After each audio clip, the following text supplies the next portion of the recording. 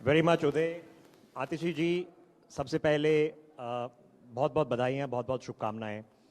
I know it's a challenge, and I know it is filling big shoes, and you prefer to keep an empty chair. We don't have an empty chair today. तो आज हमने खाली कुर्सी बगल नहीं रही है। हमारे दर्शकों को जो इंडिया न्यूज़ और न्यूज़ एक्स पे देख रहे हैं, बहुत बहुत स्वागत। ये हमारा हम महिलाएं वी विमेन वांट का मंच है और हमारे साथ जुड़ी हैं आतिशी जी, दिल्ली की मुख्यमंत्री। आतिशी जी, सबसे पहले आप महिलाओं के मंच पे हैं, आपको महिला मुख्यमंत्री बनने में क्या सोच आई है? देखिए, एक महिला मुख्यमंत्री होना, एक महिला का इस लेवल पर पहुंचना, इस पोजीशन पे पहुंचना, मुझे लगता है कि ये सिर्फ मेरे लिए नहीं, दिल्ली की और देश की महिलाओं के लिए एक अचीवमेंट है। मुझे याद है 1 साल पहले की बात होगी, हमारा एक दिल्ली के स्कूल बिल्डिंग का इनॉग्रेशन था। वो गर्ल्स स्कूल की एक बिल्डिंग थी, जो ऑडियंस थी वो स्कूल की लड़कियां थी। ज़्यादातर उनके साथ उनकी मदर्स आई हुई थी, कुछ फादर्स भी थे। 70-80% जो ऑडियंस थी वो महिलाएं थी, लड़कियां और महिलाएं। और स्टेज पे मेरे अलावा बाकी सारे पुरुष थे। तो जब एक लड़की जो 12 साल की है, 13 साल की है, 14 साल की है, एक स्टेज को देखती है, वहाँ पे बैठे हुए डिसीजन मेकर्स को देखती है, वहाँ पे बैठे हुए इंपॉर्टेंट लोगों को देखती है, और अगर उसे स्टेज पर कहीं पर भी कोई महिला नहीं दिखती है, तो उसके मन में भी अपने बारे में एक डाउट आ जाता है कि क्या मैं किसी दिन वहाँ पर पहुँच सकती हूँ। लेकिन जब वो उस पद पर बैठे हुए एक महिला को देखती है, तो फिर उसमें ये कॉन्फिडेंस बनता है कि हाँ, मैं भी कर सकती हूँ। और मुझे लगता है कि यही एक महिला का मेरा मुख्यमंत्री बनना ना सिर्फ मेरे लिए, पर मुझे लगता है कि इस शहर की, इस देश की लड़कियों के लिए एक बहुत बड़ी बात है। Let me take that further, because generally जब हम टीवी चैनल पे बैठते हैं, हम सिर्फ पॉलिटिक्स के बारे में बात करते हैं, थोड़ा पॉलिटिक्स कम रखेंगे। लेकिन बस हाल ही 1-2 साल में जो 1/3 रिजर्वेशन है पार्लियामेंट में फॉर वुमेन लागू किया जाएगा, इससे फंडामेंटल शिफ्ट क्या होगा इंडियन पॉलिटिक्स में? नहीं, मुझे लगता है कि विमेन्स रिजर्वेशन से एक बहुत बड़ा फर्क आएगा। किस लिए आएगा? आप देखिए कि जो भी कोई एक पोजीशन ऑफ पावर में होता है, चाहे मंत्री के तौर पे हो, चाहे प्रधानमंत्री के तौर पे हो, चाहे एमएलए के तौर पे हो, एमपी के तौर पे हो, हम अपने अपने लाइफ एक्सपीरियंस से हमारे डिसीजन शेप होते हैं। आज के दिन में अगर आप डिसीजन मेकर्स को देखने जाइए, and this is not just in politics, आप कंपनीज के सीईओज को देखने जाइए, आप यूनिवर्सिटीज़ के वाइस चांसलर्स को देखने जाइए, आप सीनियर गवर्नमेंट ऑफिशियल्स को देखने जाइए, आप पॉलिटिशियंस को देखने जाइए, महिलाएं इस देश की 50% आबादी हैं, लेकिन डिसीजन मेकिंग पोजीशंस में वो 20% से भी कम डिसीजन मेकर्स आज के दिन में हैं। तो स्वाभाविक बात है कि अगर महिलाएं वहां पे उस कुर्सी पे बैठी ही नहीं हुई, तो महिलाओं के हित में फैसले कैसे हो पाएंगे? देखिए, जब एक महिला एक कुर्सी पे बैठती है, उसको एक महिला के लाइफ एक्सपीरियंस के बारे में पता है। मैं खुद दिल्ली में पली बड़ी हूँ, मैं जानती हूँ कि एक लड़की का, एक महिला का डीटीसी बस में बैठने का और चलने का क्या एक्सपीरियंस होता है। चाहे कोई कितना भी संवेदनशील पुरुष हो, वो कभी खुद इस एक्सपीरियंस से गुजरा ही नहीं हो सकता। मैं एक महिला हूँ, मैं एक लड़की के तौर पे इस शहर में मैंने स्कूलिंग की है, मैंने एजुकेशन करी है, मैं कॉलेज में पढ़ी हूँ, मुझे पता है कि उसका एक्सपीरियंस एक लड़की के लिए क्या होता है। तो उसी तरह से जितनी ज़्यादा महिलाएं डिसीजन मेकिंग पोजीशंस में आएंगी, मुझे लगता है कि ऐसे फैसले लिए जाएंगे जो फंडामेंटली महिलाओं की जिंदगी को ट्रांसफॉर्म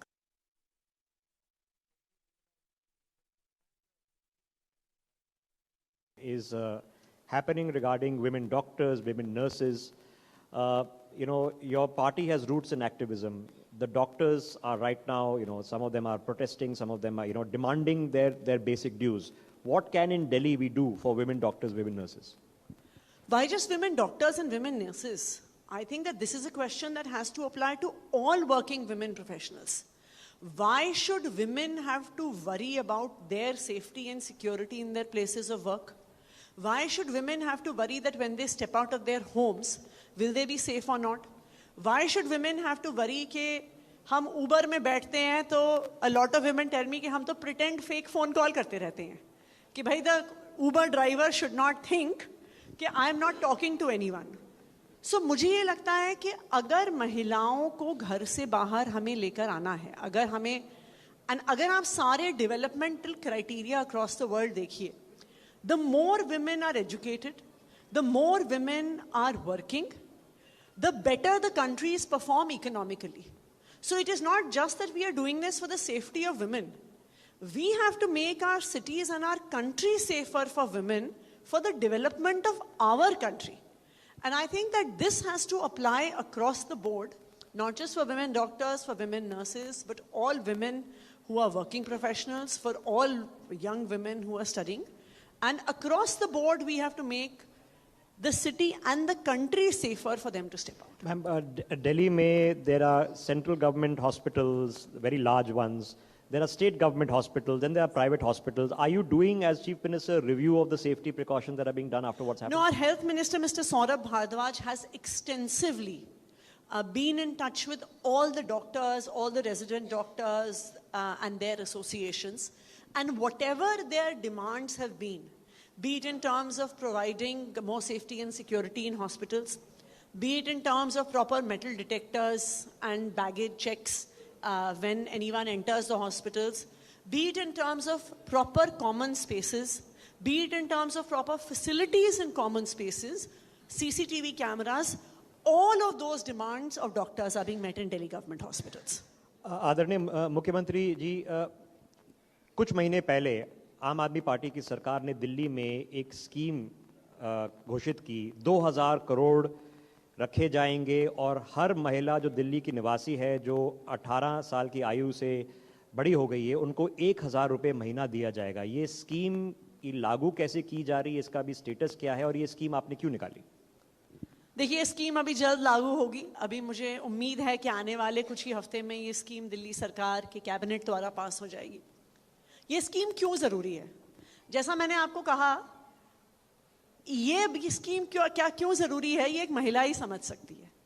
ये एक महिला इसलिए समझ सकती है क्योंकि आज के दिन भी हो सकता है कि जो महिलाएं इस कमरे में बैठी हैं, ये उनकी सिचुएशन नहीं हो, लेकिन आज के दिन भी एक आम परिवार में एक आम महिला को अपने छोटे छोटे खर्चों के लिए भी किसी ना किसी पुरुष पे डिपेंडेंट रहना पड़ता है।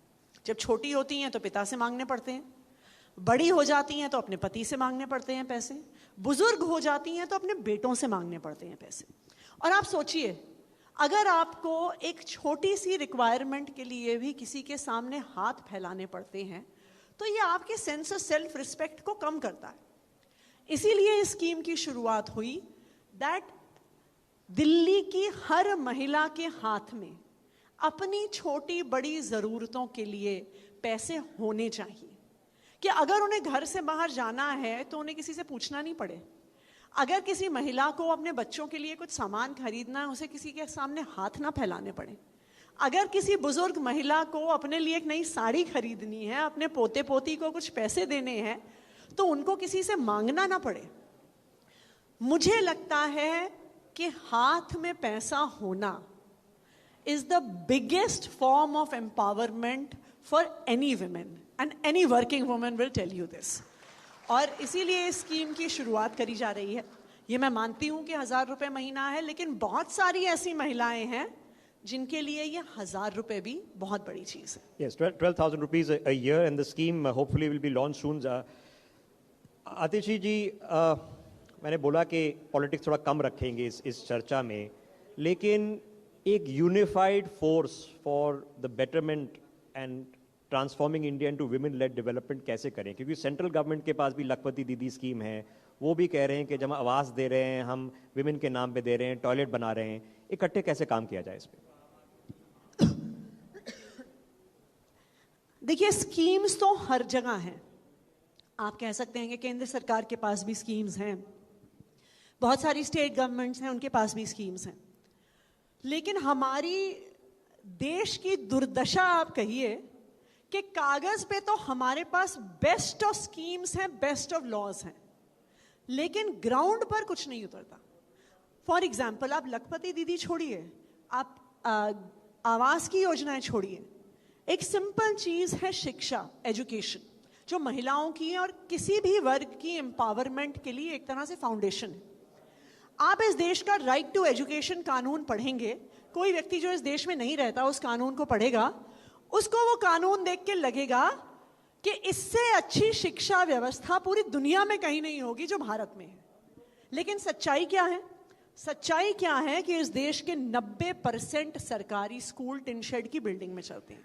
सच्चाई क्या है कि बच्चों के बैठने के लिए टेबल कुर्सी नहीं है। सच्चाई क्या है कि क्लासरूम में टीचर नहीं है, टॉयलेट में पानी नहीं है, बच्चों के लिए कोई भी व्यवस्था नहीं है। ये सच्चाई है।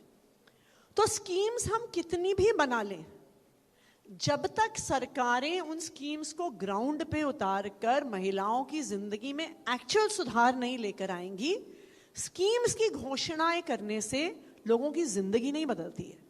उसके लिए एक पॉलिटिकल विल चाहिए होती है, जो मुझे लगता है कि दिल्ली सरकार ने पिछले 10 साल में, अगर आप दिल्ली में सरकारी स्कूल देखने जाइए, इस देश की आज़ादी को 75 साल हो गए, लेकिन जो सरकारी स्कूल दिल्ली में पिछले 10 साल में बने हैं, ये 75 साल में देश में कहीं नहीं बने।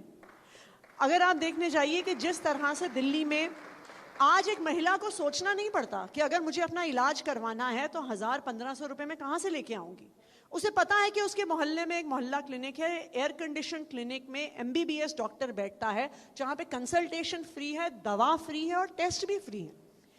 तो स्कीम्स लाने के बजाय मुझे लगता है कि अगर हमारे देश में सरकारें और नेता ये ठान लें कि हमें महिलाओं की जिंदगी को बेहतर बनाना है, तो वो जरूर कर सकते हैं।